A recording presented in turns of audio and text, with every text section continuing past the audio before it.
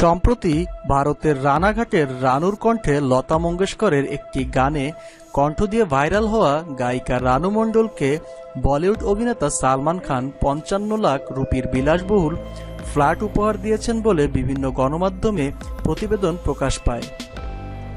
এছাড়া গানটির ভিডিও সামাজিক যোগাযোগ মাধ্যমে ছড়িয়ে পড়লে রানু মণ্ডলকে সুরকার হিমেশ রেশম মিয়া ৬ থেকে ৭ লাখ টাকা দিতে চেয়েছিলেন বলেও খবর প্রকাশ হয়।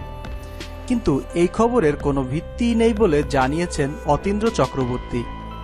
অতীন্দ্রই রানুর প্রতিভাকে সোশ্যাল প্ল্যাটফর্মের মাধ্যমে রানাঘাট স্টেশন থেকে পৌঁছে দিয়েছেন বিশ্বের দরবারে। তার মাধ্যমেই রানুর সঙ্গে যোগাযোগ করছেন হিমেশ রেশম মিয়া থেকে বিভিন্ন সংবাদ মাধ্যমের প্রতিনিধিরা।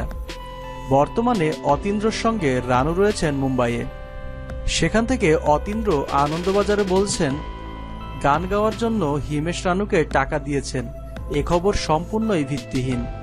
তিনি আরও বলেছেন, হিমেশ রেশম মিয়ার মতো একজন গায়ক রানুকে বলিউড ছবিতে প্লেব্যাক করার সুযোগ দিয়েছেন।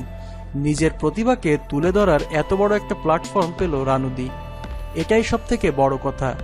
টাকা পয়সার প্রসঙ্গে এখানে আসেই না।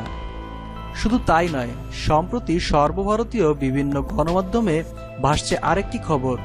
সেখানে বলা হচ্ছে, বলিউড স্টার সালমান খান তার পরবর্তী ছবি দাবাং 3 এর একটি গান গাওয়াবেন রানুকে দিয়ে।